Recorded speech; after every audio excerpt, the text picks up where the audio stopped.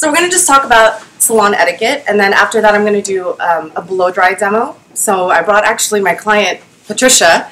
I call her Princess Patricia. I'm sure you guys have seen her here. So, you know, we still remain really close, you know, no matter how busy or hectic our schedules is. It's always, the beauty about this industry is not only do you get to make people look good, but you get to create rapport, get to establish, you know, friendships with clients. And there's nothing that, you know, there's no better job than that. Going to work, making you look good, and it's all, you know, it's just friends and family.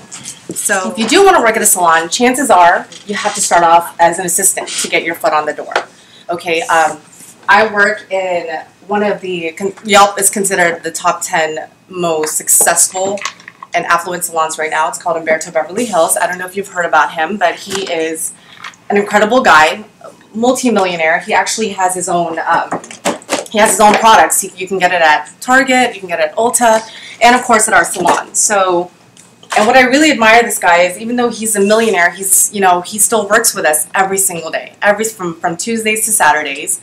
You see him up there in his little corner and taking clients in on a consistent basis. Now that's passion to me, because he really doesn't have to work. He's already in his late 70s.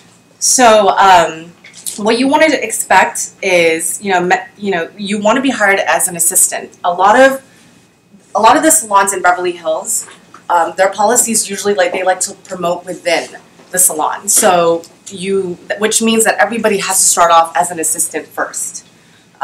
You know, it's weird because I remember when I was here at school, I was like, oh, you know, I don't want to assist. I think I can do it. I can have as much practice as I can here. But reality is, you think you know everything, but once you really start working at a salon, you know nothing. Okay, so I kind of want to give you guys just a heads up on what to expect, so that way there's really no shock. And I really hope that you guys take the time to really listen to what I have to say, because this is the only way you get to be successful. Okay. As assistants to the salon, we play such a vital role to make sure that business is running smoothly. It's our job to make sure that you know, the stylist that we are assisting for definitely has everything he or she needs for that client. Customer service is definitely the most important thing. Okay, and your personality. It's all about attitude. I think attitude is more important than skill. You can definitely develop skill, but if you don't have the right attitude, and if you're more negative, you're not going to project anything. You project what you put out. So, you know, there's two main reasons why a stylist will come to you. A client will come to you. One is because you are talented and you do have the skills, and number two, it's because they like your personality. You know, I mean, I don't know about you, but when I go into a salon, I don't just go to anybody. It's all about how I'm pampered, how I'm treated, you know, and most of the and 90% of the time that will help with the client retention. That will help you become successful. So always be positive. Learn to do customer service. One of the things I hated was coming in on Tuesday and I'm thinking, oh my gosh, okay, we have clients today. I don't want my name to be called. I'm sure you guys can all relate to that. Okay, but do not be scared. I think another thing to expect is you're going to make mistakes, but you want to learn from that. Sometimes there's times where a client's hair can be a little bit shorter, it can be a little bit longer than you wanted, or it can be a little bit more on the reddish side or the brassy side. But you know what? Learn from it and just move on. Okay? This is the time to, you know, mess up on clients. They can't sue us. You know, what are they going to say? I mean, I've made a big mistake. I thought my career was over when a client came in here and she really wanted her hair thinned out. I thought it was a great haircut. And she said, can you please take off more bulk in the back? I picked up the wrong shears and I took off like this much of hair in the back of her head. And I remember just picking it up. I stuffed it in my apron and I went straight to Miss Nazali and I'm like, oh my God, I just took off so much hair. Thank God it wasn't that short enough, so it was hidden in the back. So we were just like, okay, well, unless she says something, then I'll own up to her or something. But yes, just make mistakes now, because then you'll never make that mistake again. You know, so I do have a few key points that I want you guys to remember before I start this blow dry. And I want you guys to know, it doesn't matter where we come from, whether it's Vidal Sassoon, Paul Mitchell, I kid you not, the stylist that I did assist for at Umberto, she's a 6-figure income earner. Like, she is at 25. I mean, she started right out of high school. She knew she didn't want to go to college. She knew that she was meant to do hair. And just seeing her work, especially, we don't deal with just any kind of clients. We deal with lawyers, doctors, you know, celebrities. You know, that's something that speaks highly of us. I work with some of the most talented people in LA, which is really awesome. And just to see her where she's at really pushes me to work my butt off. You know, this the expectation is, I want you guys to know you're going to work 10-hour days. You're going to work, 5 days, 6 days straight. You're going to start doing house calls. This is the time to build your clientele, to get as much hands-on as you can. And, when you do start applying, dress the part. Every salon has its own culture. So make sure that if you go to a high-end salon, that you look very fashion forward. I'm sure you guys already know that. Have your resume and, just show them, ask them questions and to show them interest that you are very interested to be in the beauty industry. So that's my advice to you guys. One of the few advices is, the first thing is establish strong foundation. So it starts with the basics. So you guys should really solidify all the technical skills, how to curl, how to flat iron. I mean, all the basics things. If you guys don't know the basics and you're walking into a salon, well, your chances are you may not make it, right? So really, take the time to be able to know how to use all those things, and even just like the basic haircuts, really get to understand that, and also have a strong understanding on the business side of beauty. I think that you'll learn that as you start working at a salon, okay? Commit to education. The beautiful thing about working at Umberto, and if you guys do want to work anywhere in LA, Beverly Hills, I say that's the best way to start off, because a lot of the times these salons that are well known, every Wednesday we take a class. Every assistant takes a class, and it's really nice because it's free education.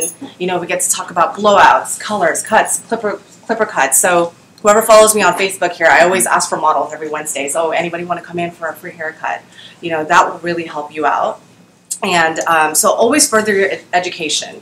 I do that. I make sure that I do go to take a lot of classes, and that's what you should expect from a salon. So before you do go into a salon, ask them, hey, do you guys have what's your education program like? Do you guys offer that here? How often do we do it? And that's what I love about our salon, because every Wednesday it's mandatory for assistants, if we want to make it in that salon, that we do have a model in mind. So always continue furthering your education. Another thing is, you attract what you project, right? I told you about that. So if you project great energy with a good attitude and you cultivate great technical skills, you'll always have lots of interesting clients and a solid business. So if you do have a great personality, your potential growth will increase. It really will. Umberto and I have had a few conversations where he would tell me, Bianca, if there's something that I'm really impressed by you, is you really know how to communicate. You really know how to, which is something I developed. I don't really like to talk, but for me, I'm all about personal development. So instead of listening to music in the car or whatever it is, I listen to more, I listen to a lot of motivational speakers. If you want to be successful, you got to learn success, right? So another thing is, don't be afraid to make mistakes. Learn from it and just grow. I've made a lot of mistakes. I remember working my first month, I cried every single day. Every single day I cried. I work at a 12,000 square feet salon, 2 stories. They call it the Palace, the Salon Palace in Beverly Hills. For me to be here in the Valley and to all of a sudden wake up at 5 a.m.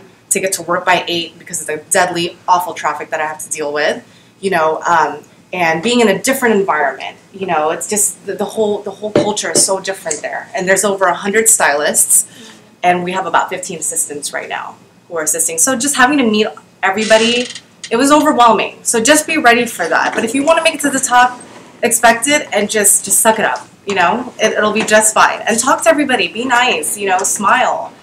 You're more approachable when you smile. And you also project good energy. So, look, I just smiled at Mrs. Ellie. She started smiling at me. And then work really hard, like I said. So in the professional beauty industry, you have to hustle, okay? Most assistants get paid from anywhere to $75 to $100. I think, honestly, I'm very lucky because I'm one of the top paid assistants at the salon. This is not bragging. This is just because of the fact that I work my ass off to get to that level. Your stylist will see what you're worth. So don't half-ass anything. Come in an hour early. I kid you not. I would come in an hour early just so, I study the list of clients. We take about 10 to 15 clients a day. 10 to 15 clients a day. There's no lunch breaks, which is why I'm thin. So it's really great. A lot of stress, but it is fun. Because, people are telling me, how do you do it? You're on your feet 12 hours a day. But you know what? If you really love it, and the people that you get to meet. And it turns out that a lot of these lawyers or housewives or whatever, you know, you think they're stuck up, but honestly, you can learn a lot from these people. You know, they give you a lot of advices on things, how to be successful, what to invest in. I mean, you know, it's all about that. So, yeah, always, you know, bring your A game in. I always tell myself, I know I have an 8 to 8 o'clock day. I'm going to make sure that each client that walks in and sits in this chair, that I give them 100%. I'll give my 110% at 8 a.m. I'm going to give 110% at 8 p.m. no matter what. That's what the client expects of you. They pay a lot of money. And, I mean, commission is amazing. I mean, we don't do rental, we do commission, but man, the more you take, the more you make. So, you know, you got to definitely just put your A game on, and I think that's one of the best advices that I can really give you guys, is because when you put your best foot forward and you're just shampooing, these clients will tip like there's no other. You know, they just want to be pampered. That's all that it is. So give them that. You know, they pay for that kind of service, they get what they pay for. So you want to give them that. You want to give them a neck massage, a 10-minute neck massage in the shampoo bowl, then do it. Also, just to be successful in general, invest in business cards, you guys. Invest in business cards. You never know who you're going to meet. Social media, Sam, you're very inspiring. Very inspiring. You never know who you're inspiring, you guys. So always set the best examples. And lastly, be flexible with your clients, is what I would say. I work 5 days a week, but I take house calls too. I'm fine. Like, I was worried because I remember, you know, I was in nursing school because I'm Filipino. My parents thought that was the best thing to do, right? And I hated it. I was doing clinicals, and when I started drawing blood, I was like, this is not meant for me. What the heck am I doing? You know? And yes, the money is great, but I was like, but I want to do something that really fits me. Like, what is my demeanor? You know, like, what am I all about? Yes, I'm in the, you know, it took a while for me to figure it out. I'm 27 now. I started here when I was turning 25. And, you know, you just have to really pursue what you want to do. And I remember Googling, because it's my Virgo-ness in me. I'm OCD. I Googled, and before I even signed up for the cosmetology program, I asked myself, okay, how much do they make? What's the average thing? Like, what do they make? And I saw, like, anywhere from $24,000. I'm like, what is that? $24,000 a year? You know? But I just feel like I just took that risk. And honestly, I'm living it.